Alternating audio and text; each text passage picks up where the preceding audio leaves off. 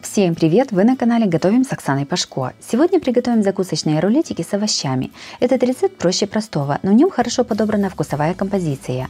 На столе рулетики выглядят ярко и красиво. Подписывайтесь на мой канал и узнавайте еще больше вкусных и простых рецептов. Подготовим все ингредиенты. 80 грамм сыра нарезаем сначала пластинками, а затем пластинки режем брусочками. Толщина брусочков должна получиться примерно 4-5 мм. 2 небольших маринованных огурца тоже нарезаем брусочками. Одну свежую морковку разрезаем по длине на такие же кусочки, как сыр и огурец. Морковь нарезаем сначала пластинками, а затем брусочками. Берем примерно литр кипятка и кладем в него подготовленную морковку. Оставляем ее на 5-7 минут. Сотейник больше ставить на огонь не нужно. Прошло 5-7 минут. Вынимаем брусочки морковки из воды. Морковка стала аль денте.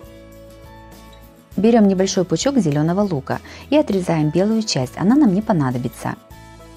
Зеленую часть лука кладем в горячую воду, в которой только что готовили морковку. Держим лук примерно 10 секунд и сразу же вынимаем. Лук становится мягким и не ломается при завязывании. Большие кружочки тонко нарезанной колбасы или ветчины разрезаем пополам. Если перья лука широкие, то их желательно разделить вдоль на 2 или 3 части. Складываем рулетики. Кладем подготовленное перо лука. На него половинку кружочка колбасы. Колбасу немного смазываем майонезом. Кладем вперемешку брусочки морковки, огурца и сыра. Я кладу по 2 брусочка каждого ингредиента. Заворачиваем колбасу в рулетик.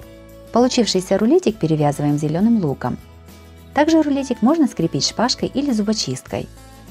Также на моем канале есть и другие варианты закусок. Смотрите их по ссылке на экране или в описании под видео. Лишние хвостики лука отрезаем. Рулетик готов. Таким методом готовим все рулетики.